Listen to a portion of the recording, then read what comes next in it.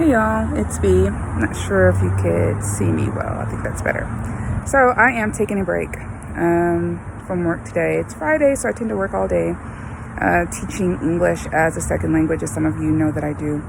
But what you might not know about this season of my life is that I'm actually participating in something completely and utterly brand new, perhaps even the first of its kind, and it is a real honor to be a part of it.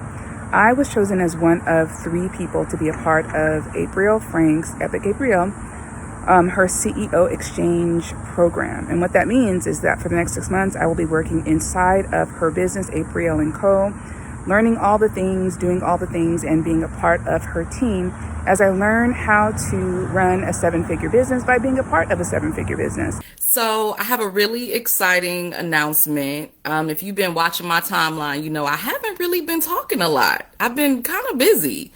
A lot of things going on behind the scenes, y'all. And I've been waiting a while to talk about this, even though if you're on my mailing list, you got the insider scoop. Because if you're on my mailing list, you know, I let you know the real deal before everybody else. So hint, hint, get on my mailing list, especially now, if you want to know what's going on and get the insider scoop. So check this out. This weekend, it's become real, y'all. It's become real. This weekend, I am headed to Las Vegas, Nevada for 6 months. And I'm an East Coast girl, y'all. I'm an East Coast girl.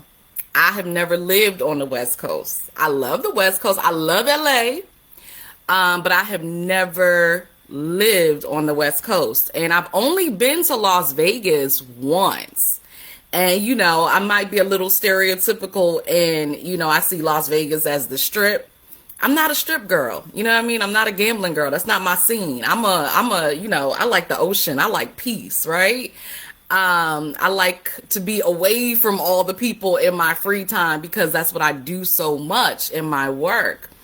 So this is a major move. I will be leaving Maryland, DC, Sunday, and I'll be moving to Vegas. And my car is getting shipped out today. So that's going to really be real. I won't have my car. My baby's going to be gone. But I get to learn from a beautiful Black woman who has built a multi-million-dollar business from the ground up. So we are loading up, headed to the airport. Vegas, baby. So I'm sitting at my gate. We are getting ready to start the boarding process for my flight to Las Vegas. Heading out for the CEO exchange program. I'm super excited.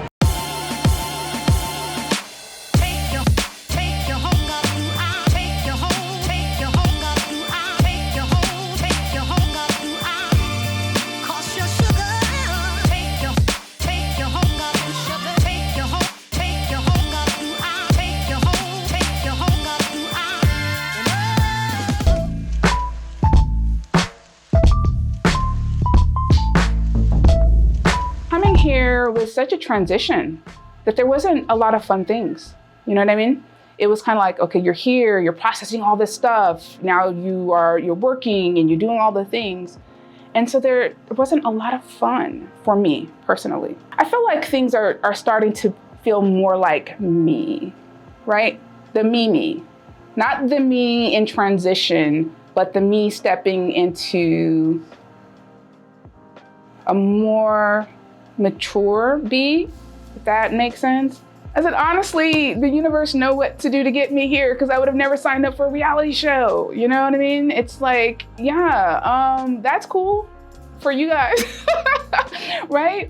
I'm more of the watching the reality show type, you know, not to be in the reality show, but I do think, you know, I think I'm interesting. I think I can be interesting. I'm very much like Aprille in a lot of ways. People trust me because I'm transparent. People trust me because I let you in. But it's like, okay, but you know, yeah, the stakes are really high when we're talking about, reality shows and business and relationships and things like that. And so there's a part of you that wants to just be like, yeah, this is me, this is what I think. And then there's the other part that knows all the people and the pieces and the things. And so for me, that kind of makes it, I'm torn sometimes with some of the questions. Like, how can I be true to all the things, right?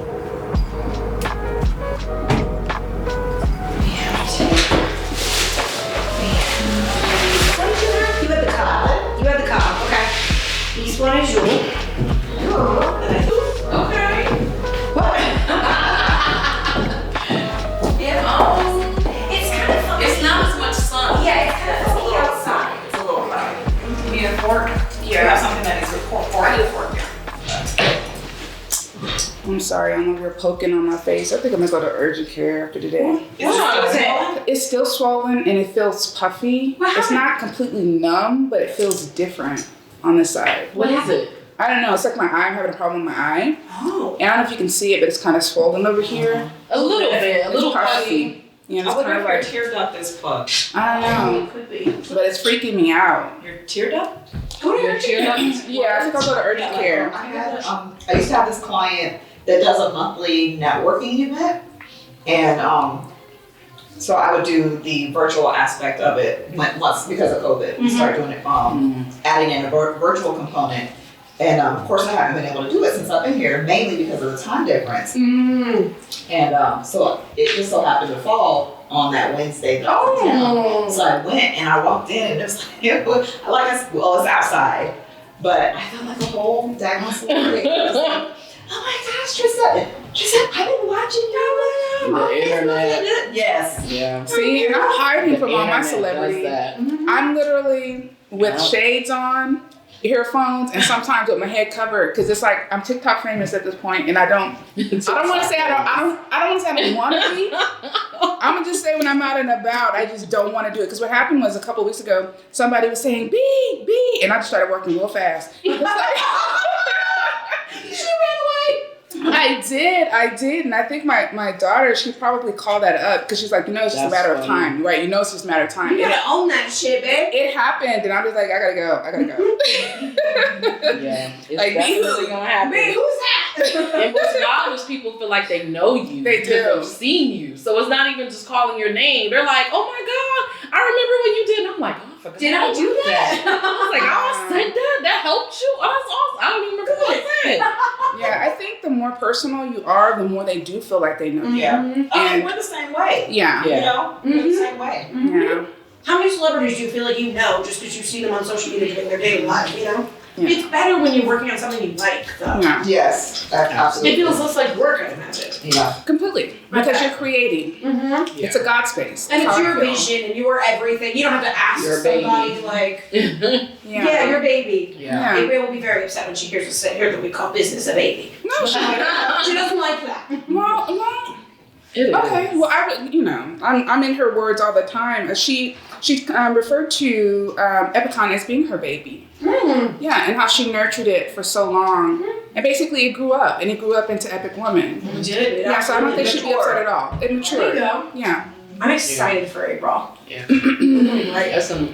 It's already, I'm looking at the group and the questions. I'm like, we haven't even fully put everything out yet. And people are asking, where's the hotel? Where's the airport? When do we end? I need to set. I'm like, oh my God, we haven't even released Epic Woman yet. They're ready. It's already sold They're out. ready. It's October literally was- already sold out. Look, October was epic. Legit epic. And they're like, I'm not going to miss out on April. Now that she's That shifted to FOMO twice is a year. real. Do the The virtual. FOMO is real. Like, I was sitting back there on the virtual, and the amount of times that different people, multiple times, were like, I have to be there in person next year. I have to be there in person next year. Like, the FOMO was real. Yeah. What does a real marketing team look like in this industry? Because I always feel like things are so convoluted, right? In coaching, it's like, we're all making this shit up. You do know that, right? No one has the answers. Everyone sees a model, they adopt it, they tweak it, right? They refine it, but no one's doing all the exact same things. And I was like, what does that look like for us in the way that we are wanting to show up? And how can our clients really get to see, or our community rather, how can they really get to see like what's going on behind the scenes? Because we have an office in Las Vegas, as you've seen. And it's like, what's really happening for coaches and content creators, you know, that are in this now evolved space of small businesshood. And so for us, the end game was, what does it really look like for us? And then our community really gets to see, like, this is an experience you can't even pay for. I don't know, we might charge y'all later, but this is an experience that literally you just would never be a part of. Like, no one's gonna let you come and work inside their business because they're too secretive about the shit that's not working right. And we said, if one of our core values is transparency, then we have to show it all.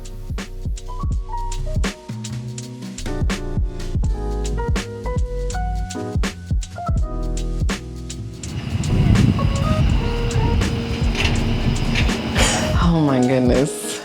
I have never felt so helpless. That's the word I'll use. It was a normal day. I was driving to work, actually on time, and I was on the highway. Everything was cool. And then like immediately when I got off the highway to the exit to come to the office, my car just started sputtering, like just inching along. And I was like, what the heck is going on? And I couldn't drive. I literally couldn't drive. And I was like, okay, maybe, I don't know. I thought for some reason it would like go back to normal, like, or maybe that was wishful thinking because I didn't understand what was happening. Because it was sort of a gradual, like at first she wasn't driving as fast because I have an Infiniti, so she can go pretty fast. So she wasn't driving as fast as I could normally go. But then it was almost to a crawl. Like I couldn't even go above 20 miles an hour. And so I pulled over and it actually ended up being an auto shop store. I didn't even know where I was pulling over. It just happened to be that because I recognized like I could not go. And I saw this guy talking to another woman working on her car. And so I asked for his help. And he was telling me he checked it out. And he said, it might be your catalytic converter. He said, and she might not be getting air in there, so you might have to get that changed. So you're gonna have to take it to the shop. I said, but I can't drive. Like I literally can't drive. And so I'm like, okay, am I gonna have to get the car towed? Because I was 5 minutes from the office. And so I'm like, am I gonna have to get the car towed from here? I don't wanna sit here. I gotta make it to the office. So a 5-minute ride turned into like 25 minutes because I'm literally inching along and I have my hazard lights on and I'm trying to get to the office. I was almost hit, at least once, but I could not move. And I thought I was gonna die. I was just like, I cannot believe this is happening to me a day before my birthday. God, please let me make it. I just have one more day. Like everything was just going through my mind, like what's happening? And I could not believe that I made it through the highway, but I was thinking to myself, like, what if this had happened while I was on the highway? It was scary. It was definitely scary because I didn't know what was going to happen. So I did make it to the office, thank God, called AAA and had them come and tow my baby. So she's back in the shop again. Second time in Vegas in the shop. You know, I think if I had to talk about the work that I'm most proud of is really seeing my clients' lives literally change. Like these women becoming confident, seeing a woman who wasn't confident, who was crying about showing up, now showing up, making money, leaving jobs where they felt not respected or valued, into creating their own companies and now super exceeding their own revenue goals as a result. Not to say that there's not stress that comes with entrepreneurship, because there is. Not to say that there's not pressures that come with it, because there are. But the greatest impact is the change that's happening within them, that they're feeling good. When you say that, see, the word spending it removes responsibility for you to do anything. Mm-hmm. The word investing, it doesn't just sit there. It's not the stock market, your business. The word investing means you have an expectation to get a return, which means you then have to do something. Right. In order to ensure that that's going to happen, or for you to get the highest probability of that happening. And I also think people should define, what does a return on the investment look like? Because sometimes a return on the investment, it may not be a monetary return, but it may be still a profitable return. One of the things I really love about coaching women and working with them through their businesses is the ahas that they get and the clarity. And a lot of times, like for example, I was working with B. She walked in with one idea of what her brand had been, and she's gained some really amazing traction. And we literally shredded it apart. Like, we're not even doing that anymore. And that's what's so great about having a coach, is that it's someone to help draw out the things that really are naturally inside of you to help you get to where it is you're wanting to go. Like, to me, that is such a powerful position to play in someone's business life or in their personal life, if you're a life coach, or in their relationship life. Like, you have the ability to really help a person excel and propel in their life, to elevate, to do epic things. And that's what really makes me excited, is them getting those ahas and the clarity, and then being excited, because it's so much easier to be excited about something and for something to have a higher probability of happening when you're happy about it, when you feel aligned about it, when it feels good for you, as opposed to just going through the motions. Because there's plenty of entrepreneurs that go through all the motions of, wanting to build a business, hiring coaches, not doing the work. And then I was just having a conversation with Trisetta, and I've been talking all day. We have a conversation with Trisetta, and we were talking about the spending versus investing. And I think what's important about that is that when you spend your money, that doesn't tie any personal responsibility to you. But when you invest your money, the word investment implies that there's a return, that something's going to come back as a result of you putting this out here, that something's coming back to you. And that's something you get to decide what's important in that something. Is that money? Is that access? Is that relationships? Is that clarity? Is that a bigger brand awareness? What is that, more credibility? But what is that return that once you did this, that then all comes back to you? You get to decide what that is. And that's why I love the word invest. And that's why I love women investing in themselves, because they know that something is coming and that we're responsible for the something coming. Us making the investments is not the play. That's not the win. A lot of times people have this mindset. They have a spending mindset as they're investing, like they have to do nothing. And I'm actually going to do a live stream on this, that they have a spending mindset, and they make an investment. They swipe their credit card, right? Swipe their credit card, and they think, voila, I bought a mastermind. I signed up for a coaching program. I'm suddenly going to be successful. You're not. I was doing really well in my business, still doing well in my business, but it was more like, I want to get to that next level. And everybody talks about having this 7-figure business, like that's the new thing. And I was like, what does that really take? Like, do I really want to have a 7-figure business? What does that look like? How much work am I going to have to do as a CEO? What is that going to look like for my lifestyle? And so I looked at this as an opportunity to kind of get behind the scenes and see like what really goes on and what a 7-figure business looks like, what it does. And then I can see if this is something that I really want for myself and for my business. I was in a lot of transition. I was getting a divorce. I had recently gone full-time in my business, and just life was coming at me really fast, and I needed some direction. And this opportunity showed up exactly when I needed it. And I actually didn't even really know that I needed it until how much I needed it, I should say, until I got here. Going through that transition from being married for almost 16 years to being single, being in the household with a couple other women was a support system that I didn't even realize that I needed. And I'm so grateful for having that as I made that transition, because it made it a lot easier emotionally to not be just alone, but to have some other people there to kind of help walk me through that process. Investing requires responsibility of the investor in this scenario. You don't just invest in a course and suddenly you're going to be a launch queen or your marriage is going to be fixed.